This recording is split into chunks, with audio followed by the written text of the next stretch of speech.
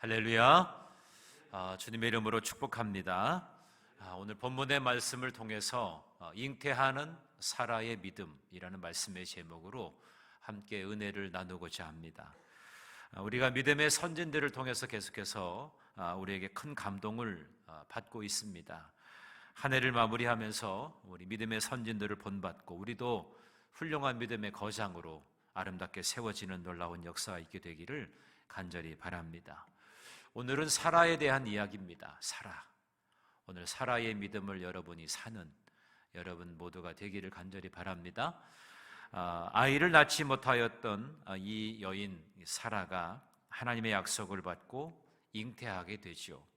그 과정 속에서 우리는 이 사라의 믿음을 살펴볼 수가 있습니다. 여러분, 사라를 생각하게 될 때 이 사람이 믿음의 사람이다 이렇게 생각한 적이 있으십니까? 아브라함이 믿음의 사람인 걸 분명히 아는데 사라도 믿음의 사람이었을까? 아마도 사라에게 기억되는 것은 하나님의 약속의 말씀을 믿고 약속의 자녀를 낳아서 하늘의 별과 같이 또 바다의 모래와 같이 엄청난 민족이 일어날 것이라고 하는 비전을 주었는데 그것을 곁에서 보고 듣고 웃었다 그랬죠. 하나님의 약속의 말씀을 듣고 웃었던 자가 사라였어요. 그런데 사라 없이 어떻게 이 언약의 아들이었던 이삭이 존재할 수 있었을까요? 오늘 이 히브리서 기자는 이 사라를 어떻게 보고 있는지 우리가 말씀 속에서 함께 발견해 보기를 원합니다. 아브라함에게는 몇 명의 아들이 있었을까요? 몇 명의 자녀가 있었다고 생각하십니까? 대부분 우리가 아는 것이 사라에게서 이삭을 낳고 또 하갈에게서 이스마엘을 낳은 것으로만 생각하는데 창세기 25장 1절과 2절의 말씀에 보면 이 아브라함의 후처였던 그 두라라고 하는 여인을 통해서 또한 6명의 자녀를 낳습니다. 시므란, 욕산, 무단, 또 미디안, 이스박, 수아 이렇게 6명의 자녀를 합해서 다 합하면 8명의 자녀를 낳게 되죠. 그런데 유독 우리가 이삭만 기억하는 것은 그 이삭이 하나님의 약속의 자녀이기 때문에 그렇습니다. 그리고 하나님은 사라에게서 낳은 아들이 믿음의 아들이고 또 이스라엘의 조상이 될 수 있다고 말씀하셨기 때문입니다. 오늘 히브리서 기자는 이 사라의 믿음을 통해서 우리의 연약함과 또 부족한 믿음에도 얼마나 놀라운 믿음으로 변화시켜 주시는지 그것을 우리가 엿볼 수가 있습니다. 오늘 본문 히브리서 11장 11절의 말씀 보니까 어떻게 시작하죠? 믿음으로 사라는 이렇게 시작되어져요. 믿음으로 사라는. 그러니까 사라는 믿음으로 살았다라는 것을 이 히브리서 기자는 기억하고 있는 거예요. 사라는 나이들어 임신하지 못하는 몸이었음에도 아이를 가질 수 있었습니다. 약속하신 분께서 말씀대로 행하실 것을 믿었기 때문이라는 것입니다. 그래서 약해져서 죽은 것이나 다름없었던 이 한 사람의 몸에서 셀 수 없을 만큼의 많은 이들이 거기에서 생겨나게 되었다는 것이죠. 사라는 이렇게 믿음으로 놀라운 은혜를 입게 된 그런 복된 주님의 자녀인 줄로 믿습니다. 빌립보서 4장 13절에 보면 이런 말씀이 있죠. 내게 능력 주시는 자 안에서 내가 모든 것을 할 수 있느니라. 내가 할 수 있는 그 근거는 나에게 능력을 주시는 분이 내 안에 거하시기 때문이라는 것이죠. 이런 말씀을 우리가 오늘 이 사라를 통해서 우리가 알 수가 있는 것입니다. 하나님의 말씀에는 약속의 성취가 있습니다. 저는 오늘 이 아침에 오늘 이 예배에 참여하신 우리 사랑하는 모든 성도님들이 여러분의 삶에서도 약속의 성취가 일어나는 놀라운 은혜가 임하게 되기를 주님의 이름으로 간절히 축원합니다. 오늘 우리는 이 본문의 말씀을 통해서 열국의 어미 이 사라의 믿음을 살펴보기를 원합니다. 첫 번째로 이 사라의 과거를 보면 상식을 뛰어넘지 못하는 연약한 믿음을 가졌던 사람이었어요. 아브라함이 하나님의 부르심을 받을 때 그 나이가 75세였죠. 사라는 65세였습니다. 그때 하나님은 아브라함에게 뭐라고 말씀하십니까? 하늘의 별과 같이 바다의 모래같이 너의 후손을 번성하게 할 것이다. 그런 약속의 말씀을 주셨어요. 그러나 그 약속은 속히 금방 이루어지지는 않았습니다. 그러니까 결국 아브라함은 포기를 하고 자신의 청직이었던 이 엘리에셀을 후사로 삼습니다. 이를 통해서 하나님께서 일하실 것이다. 그렇지만 하나님은 뭐라고 말씀하십니까? 내 몸에서 날 자라야 너의 후손이 번성하게 될 것이라고 말씀하시는 거죠. 그래서 사라가 아이를 낳아야 될 텐데 사라는 아이를 출생할 기미가 없으니까 하가를 취해서 아들을 낳게 하죠. 그래서 이스마엘이라고 하는 아들을 낳게 됩니다. 그러나 이스마엘도 하나님이 원하시는 그 아들은 아니었어요. 창세기 17장 16절에 보면 하나님께서 아브라함에게 말씀하시면서 사라에게 복을 약속하셨어요. 내가 사라에게 복을 줄 것이다. 그가 너에게 아들을 낳아줄 것인데 그를 통해서 여러 민족의 어머니가 될 것이다. 민족의 여러 왕이 사라에게서 날 것이다. 그렇게 이 아브라함에게 이 사라에 대한 비전을 허락하여 주셨어요. 그렇게 말씀을 하나님께서 하셨는데 17절에 보면 아브라함은 이 말씀을 듣고 엎드려서 웃었다. 그래서 마음속으로 내가 100살이고 또 사라는 90세인데 어찌 출산할 수 있겠는가. 말씀을 듣고 계속해서 그 말씀은 전해 내려오는데 말씀을 처음 들었을 때부터 벌써 25년이 지났어요. 그런 상황에서 이 아이를 출산할 수 있다는 것은 상상할 수 없는 일이죠. 그래서 너무나 의아해했던 것입니다. 그래서 하나님은 그 아들 이름을 이삭이라고 지어주면서 그와 언약을 세우겠다고 또 그의 후손에게 영원한 약속이 될 것을 말씀하셨어요. 그러나 그것이 와닿지는 않았단 말이죠. 그래서 하나님의 사자가 아브라함에게 이야기하는 것을 듣고 엿듣고 사라가 속으로 웃었다. 그렇게 말씀에 기록되고 있습니다. 아브라함과 사라가 이제 자녀를 낳는다는 것은 어찌 보면 인간적으로 생각해도 전혀 불가능한 일이란 말이죠. 그래서 창세기 18장 12절에 보니까 사라가 속으로 웃으면서 이렇게 중얼거렸어요. 내가 노쇠하였고 내 주인도 늙었으니 내게 무슨 즐거움이 있으리요. 어떻게 내가 자녀를 안아서 그런 즐거움을 누릴 수가 있겠는가? 나는 늙었고 내 남편도 노쇠했는데 이렇게 이야기하면서 사라는 웃음을 지을 수밖에 없었어요. 이해할 수도 없고 믿을 수 없는 솔직한 표정에 그 웃음을 지을 수밖에 없었다는 것이죠. 그러니까 하나님이 사라가 웃는 것을 보고 너 왜 웃느냐? 그러니까 사라는 저 웃지 않았습니다. 너 웃었잖아. 이렇게 하나님은 말씀하시죠. 여러분은 언제 웃음을 지을 수가 있습니까? 뭔가 어떤 사실이 정말 정확해서 이것이 완벽하게 인정받을 만할 때 우리는 기쁨의 웃음을 짓게 되죠. 그런데 또 한편으로는요, 이것이 너무나 비현실적이야. 이거는 도저히 이치에 맞지도 않고 너무 이거는 믿음의 차원도 아닌 그런 상황이에요. 그러면 우리는 웃음을 짓게 되죠. 그 웃음은 그냥 웃음이 아니라 비웃음이라고 말하죠. 하나님은 몇 번이나 약속하셨지만 25년 동안 계속해서 미루셨어요. 그러니 사라의 웃음도 우리가 이해할 수 있지 않겠습니까? 근데 하나님은 이것까지도 아신 모양이에요. 어찌 보면 하나님은 이 사라의 믿음의 확신을 테스트하시려고 25년 동안 기다리신 것이 아니겠는가? 전 그렇게 말씀을 묵상하면서 생각해 보았어요. 아니, 하나님이 그냥 후손을 주시려면 빨리빨리 낳게 하셔가지고 빨리빨리 진행하시면 좋은데 그 말씀을 하시고 25년 동안이나 기다리셨단 말이에요. 말씀을 받았던 사라나 아브라함의 입장은 전혀 고려하지 않은 것처럼, 그러니까 웃을 수밖에 없는 그런 상황이 되지 않았겠습니까? 여러분, 우리도 그렇잖아요. 뭔가 가망성이 없는 일이라고 여겨질 때는 사라처럼 속으로 웃을 수밖에 없는 거죠. 아무리 믿어보아도 남편이나 아내에게 변화가 없다. 그러면 웃을 수밖에 없죠. 현재 내 앞에 들려지는 하나님의 말씀이 나로 하여금 속으로 웃게 만들 수 없는, 웃을 수밖에 없는 그런 상황일 수도 종종 있다는 겁니다. 제가 얼마 전에 이메일로 외국에서 온 그 메일을 받게 되었습니다. 어느 부인이 혈액암에 걸리고 지금 파킨슨병을 앓고 있는데 얼마 남지 않은 인생을 정리하면서 자신의 재산을 이제 저에게, 저의 통장에 넣어주면서 어려운 사람들을 도와주라고, 기부하라고 저한테 이렇게 메일을 보내왔어요.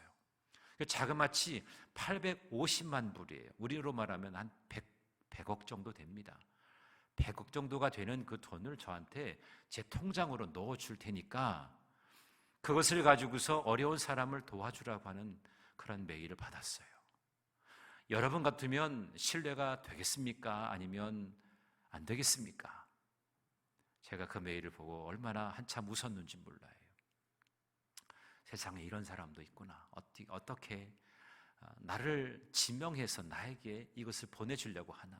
그냥 기관에 얘기해서 재단에 그렇게 하면 될 텐데 왜 굳이 한국에 있는, 왜 한국에도 굳이 청주 에덴교회를 섬기고 있는 나에게 이 이메일을 보냈나. 한편으로는 기대와 흥분이 되기도 하다가도 이게 실현 가능성이 전혀 없는 것을 제가 아니까 저의 개인 신상에 대해서 물어보고 또 신분증을 보내라고 하고, 그런 대부분 보면은 뻔한 것 아니겠습니까? 잠시 동안 기분 좋았다가 얼른 웃음을 짓고 그냥 접어두었습니다. 여러분, 물론 정말 특별한 사정으로 인해서 그럴 수 있는 사람이 있을 수 있겠지만 우리가 믿기에는 사실 쉽지 않은 그런 일이죠. 사실 제가 마음에는 그런 소원이 있었어요. 하나님께서 나에게 물질을 정말 주신다면 정말 이웃을 위해서 내가 섬기고 싶다. 그런 마음을 갖고 있었는데 이렇게 이 메일이 오니까요, 처음에는 마음이 흔들렸어요. 하나님은 나에게 감동하셔서 가지고 정말 어떤 사람을 통해 가지고 나에게 이렇게 전하게 하셨는가? 막 되게 혼동이 됐어요. 제가 설교를 준비하면서도 되게 혼란스러웠거든요. 근데 혼란을 바로 정리하고 오늘 말씀을 나누면서 그렇습니다. 세상에는 이해할 수 없는 그런 상황에서 웃을 수밖에 없는 일들이 있어요. 그런데 하나님께서 말씀하시고 하나님이 약속하신 그런 언약이라고 하면 반드시 이것은 이루어진다는 거죠. 인간의 편에서 내 기준과 내 잣대로 그걸 따지고 그것을 물으니까 결국에는 그것이 성취되는 것이 늦어지고 더뎌지는 것이죠. 오늘 사라는 상식을 뛰어넘지 못하는 그런 연약한 믿음을 가지고 있었어요. 이 사라는 웃음으로 반응하게 되었다는 것입니다. 뭔가 보여지거나 확인되거나 검증되는 것이 있어야 되는데 그렇지 않으니까 믿을 수 없게 되었다는 것이죠. 그러나 하나님은 그 가운데서도 일하시는 분이십니다. 우리가 상식의 수준에 머물러 있을 때에도 하나님께서는 우리를 긍휼히 여기시고 그 수준을 뛰어넘으셔서 일하신다는 것을 우리는 알아야 됩니다. 사라의 지난 예전의 모습은 상식을 뛰어넘지 못하는 연약한 믿음을 가지고 있었다는 겁니다. 그런데 이 사라가 이제는 약속에 근거한 굳건한 믿음의 소유자가 됩니다. 상식을 뛰어넘지 못하는 이 사라의 믿음이 긍정적인 생각으로 바뀌어지게 되었어요. 창세기 18장 13절부터 14절의 말씀을 보니까 이렇게 말씀합니다. 우리 함께 읽어볼까요? 시작. 여호와께서 아브라함에게 이르시되 사라가 웃으며 이르기를 내가 늙었거늘 어떻게 아들을 낳으리요 하느냐. 여호와께서 능하지 못한 일이 있겠느냐. 기한이 이를 때에 내가 내게로 돌아오리니 사라에게 아들이 있으리라. 사라에게 아들이 있으리라 이렇게 말씀합니다. 상식에 어긋나는 그런 상황, 이해하기 어려운 그런 상황에서 계속해서 하나님은 말씀하십니다. 하나님이 말씀하시고 하나님의 사자가 말하고 계속해서 말씀이 들려오니까 생각이 달라지기 시작합니다. 여러분 그렇죠? 어떤 말도 계속해서 듣게 되면 그것이 내 마음속에 어느 정도 자리를 차지하게 됩니다. 그래서 믿음도요, 들음에서 나는 것입니다. 잘 들어야 내 믿음도 자라고 성장하게 되어지는 거예요. 그래서 믿음은 바라는 것들의 실상을 보는 것입니다. 또 보지 못하는 것들의 증거로 말씀을 붙드는 것이라고 했어요. 오늘 창세기 18장 14절에 여호와께서 능하지 못한 일이 있겠느냐, 이렇게 말씀하시는 거예요. 이 말씀에 사라는 마음의 동요가 일어나기에 충분했습니다. 그래, 하나님이시면 능치 못할 일이 없으시지. 사라는 약속에 근거한 이 믿음을 갖게 되었다는 것입니다. 윌리엄 부스라고 하는 분을 여러분 아실 겁니다. 구세군의 창시자였죠. 이분이 17세 때에 젊은 나이에 목회자가 되기를 소망해서 목회를 하려고 하는데, 의사가 이 사람을 진단해 보더니 당신의 이런 몸으로는 1년도 목회하지 못하고 죽을 수밖에 없습니다. 그렇게 얘기했어요. 그래서 목회를 포기하라는 거예요. 그래서 윌리엄 부스는 순교를 각오하고 복음을 전하면서 불우한 이웃을 위해서 구제 사업을 펼치게 되었습니다. 17세에서 목회를 하기 시작하면 1년도 채 살지 못한다 그랬는데, 이렇게 열심으로 복음을 전하고 이웃을 위해서 구제 사업을 하다가 그는 84세의 일기로 세상을 떠났어요. 얼마나 많은 시간 동안 하나님께서 그에게 생명을 부어주셨겠습니까? 그가 이야기한, 마지막 말년에 이야기한 내용이 바로 여기 지금 스크린에 쓰여 있는 내용입니다. 젊을 때 의사는 나를 버렸기 때문에 나도 의사를 버렸습니다. 그리고 전능하신 하나님만 의지했습니다. 그랬더니 이 믿음이 나를 지켜주었습니다. 의사는 나를 버렸고, 그래서 나도 의사를 버렸다. 그래서 전능하신 하나님을 내가 의지했더니 그 믿음이 나를 지켜주었다. 믿음이 결국 나를 지켜주는 것입니다. 믿음이 그 약속한 바가 성취되어지는 것을 보게 하는 것입니다. 그래서 믿음이라는 게 참으로 중요한 거예요. 오늘 히브리서 기자는 사라가 믿음을 가지고 하나님의 약속의 말씀을 붙잡았던 것을 말씀합니다. 그것이 오늘 11절의 말씀이죠. 자, 11절을 우리 함께 읽어보겠습니다. 시작. 믿음으로 사라 자신도 나이가 많아 단산하였으나 잉태할 수 있는 힘을 얻었으니 이는 약속하신 이를 미쁘신 줄 알았음이라. 아멘. 사라는 하나님께서 신실하신 분이심을 믿게 되었다고 그랬어요. 여기 약속하신 이를 미쁘신 줄 알았다. 이 미쁘다라고 하는 말은 신실하다, 믿을만하다, 이런 뜻이거든요. 하나님께서 나에게 약속을 주셨는데 그분은 내가 믿을만해, 신실하신 분이야. 그것이 잉태할 수 있는 힘을 가져왔다라고 하는 거예요. 인간적인 상황에서 볼 때는 도저히 아이를 출산할 수 있는 그런 상황이 아니라는 것이죠. 그러나 약속하신 이가 신실하신 분이시고 믿을 만한 분이시라고 하는 것을 내가 의지했을 때에 잉태할 수 있는 힘을 얻게 되었다는 것입니다. 약속에 근거한 믿음은 이렇게 우리에게 다시금 일어설 수 있게 하는 희망의 끈이 되는 줄로 믿습니다. 약속에 근거한 믿음은 오뚜기의 밑을 잘 지탱해주는 중심추와도 같은 거예요. 여러분, 오뚜기를 막 던져가지고 넘어뜨리려고 해도 넘어집니까? 넘어지지 않습니까? 안 넘어지죠. 왜 그럴까요? 오뚜기에는 중앙에 중심추가 있기 때문에 그래요. 아무리 흔들어도 넘어지지는 않는 거예요. 그 약속의 말씀을 주신 그 하나님의 신실하심, 믿을만하심, 그것을 부여잡았더니 사라는 잉태할 수 있는 힘을 얻게 되었다는 것입니다. 이렇듯이 상식을 뛰어넘지 못했던 믿음이 약속에 근거한 믿음을 가지고 붙들었더니 하나님은 이 사라에게 생명을 허락하신 줄로 믿습니다. 그의 이름도 사레에서 사라로 바뀌어졌죠. 사레라고 하는 이름은요, 공주라는 이름이에요. 한낱 공주에 불과한 사람이 이제는 열국의 어미로 바뀌어지게 되는 놀라운 비전의 성취가 되어진 줄로 믿습니다. 자, 이제 사라의 미래를 볼까요? 그는 열방을 품는 신실한 믿음의 소유자가 되었습니다. 오늘 12절의 말씀입니다. 오늘 12절의 말씀을 우리 함께 읽어봅니다. 시작. 이러므로 죽은 자 같은 한 사람으로 말미암아 하늘의 허다한 별과 또 해변의 무수한 모래와 같이 많은 후손이 생육하였느니라. 아멘. 사실 사라의 믿음이 처음부터 열국의 어미가 될 만한 그런 대단한 믿음은 아니었죠. 아까 우리가 보았지 않습니까?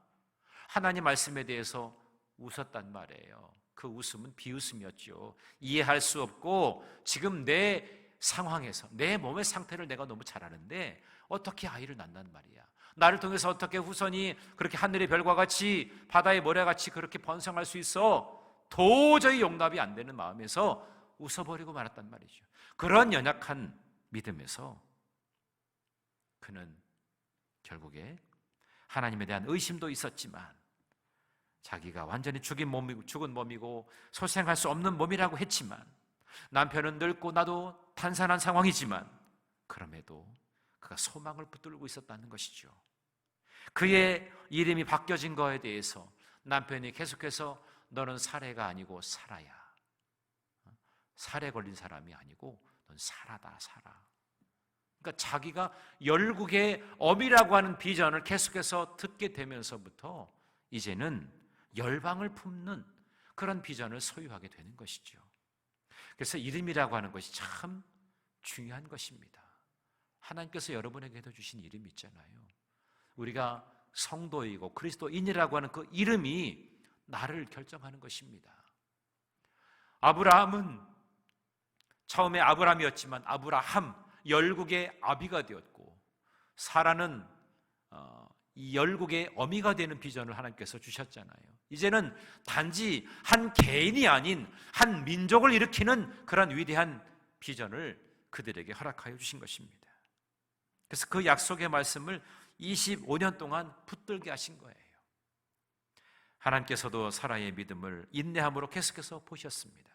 결국에 그의 태에서 이삭이 출생하게 되는 놀라운 은혜를 그에게 허락하시게 된 것입니다. 그래서 열방을 품는 약속의 자녀를 낳게 된 것입니다. 하나님은 때로 우리의 연약함도 아십니다.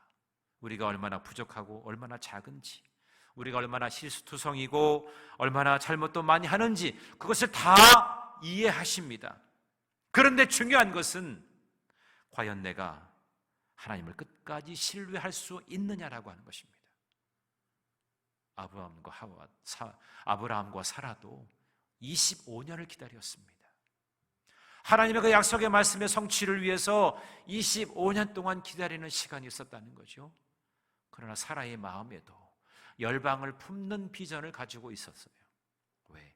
하나님은 신실하시니까. 하나님은 약속의 성취를 이루시는 분이니까.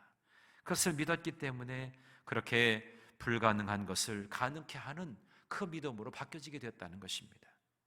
여러분, 믿음이라고 하는 것은 불가능을 가능하게 하는 것입니다. 하나님은 절대적인 능력으로 믿음의 자손을 만들어 가시는 거죠.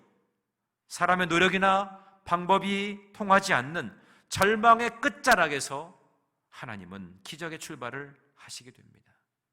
그 응답은 오직 약속의 신실함을 믿는 것입니다. 오늘 살아간 것은 다른 것이 아니에요. 하나님의 약속 그 하나를 붙잡고 믿었어요. 그랬더니 하나님은 그를 통해서 열방의 그런 어미가 되는 그런 비전의 성취를 이루게 하신 줄로 믿습니다. 그래서 귀한 자녀를 낳죠. 그 자녀 이름이 뭡니까? 이삭이라는 거예요. 그 이삭의 이름의 뜻이 웃음이에요. 웃음. 아마도 하나님께서 미리 이삭이라고 하는 이름을 지어주셨지만 앞으로 되어질 것을 기억하시면서 이삭이라고 하는 이름을 주시지 않았겠나. 근데 처음에는 이 웃음이 현실 가능성이 없는 그냥 비웃음에 불과했지만 약속의 말씀을 부여잡았을 때 그 웃음은 모든 사람들에게 기쁨을 주는 웃음이 될 수 있었다는 것입니다. 진짜 기쁨의 웃음, 축제의 웃음으로 우리 하나님께서 바꿔주신 줄로 믿습니다. 여러분, 창세기 21장 6절의 말씀에 보면 이런 말씀이 있어요. 우리 함께 읽어볼까요? 시작. 사라가 가로되 하나님이 나로 웃게 하시니 듣는 자가 다 나와 함께 웃으리로다. 아멘. 이것이 어떤 말씀입니까? 하나님께서 나로 하여금 진정한 웃음을 주셨다. 내가 웃은 것이 아니라 하나님이 나에게 웃음을 주셨다는 거예요. 하나님이 나에게. 내가 억지로 어거지로 웃은 게 아니고 비현실적이어서 내가 비웃은 것이 아니고 하나님이 나에게 웃음을 웃게 하셨다. 그래서 나의 그 웃음을 통하여서 듣는 모든 사람이 나와 함께 웃게 되어지는 축제의 웃음으로 변하게 하여 주신 줄로 믿습니다. 그래서 사라는 이제 열방을 품는 신실한 믿음의 소유자가 된 것입니다. 여러분, 빌사일삼이란 말을 혹시 아십니까? 빌사일삼. 이건 유태영 박사라는 분이 이야기한 내용인데요. 이분은 언제까지나 나는 꿈꾸는 청년이고 싶다, 이런 책을 쓰신 분이에요. 근데 이분이 빌사일삼이라고 하는 말을 쓰셨어요. 이분은 어떤 분이냐면 아주 시골의 조그마한 동네에 머슴의 아들로 태어났습니다. 아주 기구한 운명이죠. 그런데 그 운명 탓을 하지 아니하고 내가 배움으로 이 가난을 이겨보겠다, 그런 마음을 가지고 무작정 상경을 합니다. 그러면서 아이스케이크 장사도 해봅니다. 신문을 돌리기도 합니다. 구두 닦기도 합니다. 이러면서 막 돈을 벌으면서 공부를 하기 시작했어요. 열심히 공부를 하게 돼가지고 나중에 덴마크와 이스라엘에서 국비장학생으로 공부를 하다가 박사학위를 받습니다. 그러면서 우리나라 대통령 비서실의 초대 새마을 담당자로 그렇게 일하게 되었고요.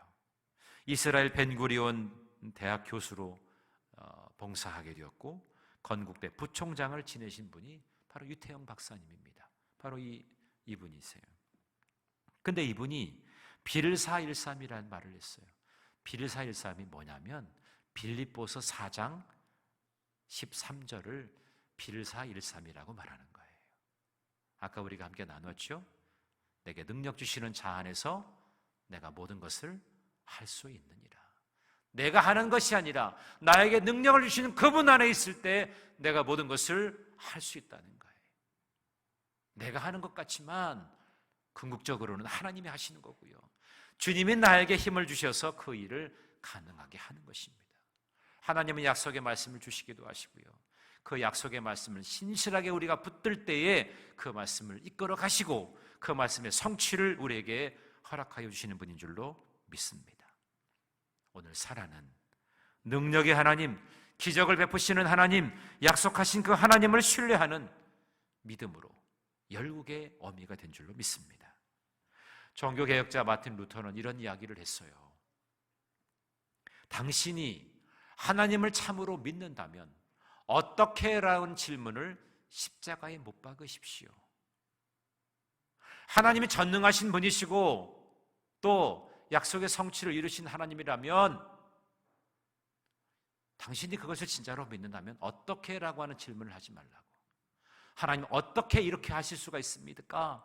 이렇게 물어보지 말고 하나님이 이렇게 행하셨습니다, 어떻게가 아니라 이렇게 행하셨습니다라고 하는 것으로 바꾸라는 이야기죠. 하나님의 신실하심, 하나님의 능력 있으심, 이것을 믿는다면 말입니다. 그래서 오늘 우리가 함께 살펴보았던 이 사라는 당대에 사람의 수에도 들지 않는 한 여인에 불과했습니다. 그러나 전능하신 하나님, 신실하신 하나님을 믿었기 때문에 자신의 한계와 또 장벽을 극복한 줄로 믿습니다. 그래서 믿음의 눈을 통과해서 정말 승리를 얻어낸 자가 바로 사라인 것입니다. 그래서 이 사라라고 하는 여인이 열국의 어미가 되는 그런 하나님의 놀라운 역사를 이루어낸 줄로 믿습니다.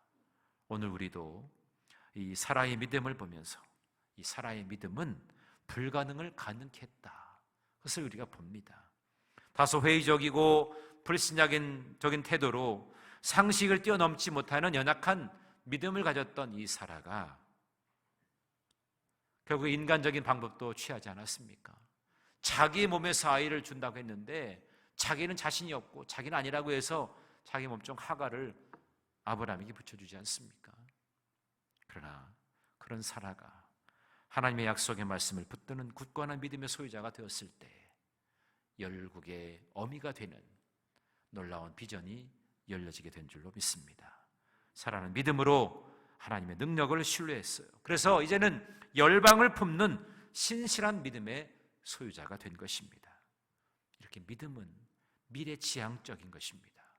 우리의 믿음이 과거에 집착하고 과거에 연연하는 것이 아니라 미래를 바라보고 하나님께서 이루실 그 약속의 말씀들을 날마다 기억하면서 더 풍성한 열방을 품는 주님의 자녀가 되시기를 주님의 이름으로 간절히 축원합니다.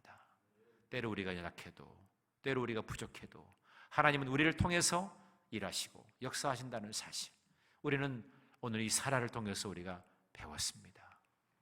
그래서 연약한 믿음이 견고한 믿음으로 바뀌어지게 되고 세계 열방과 세계 민족을 품는 그런 아름다운 비전으로 승화되어지는 여러분들의 믿음이 되어지시기를 주님의 이름으로 간절히 축원합니다.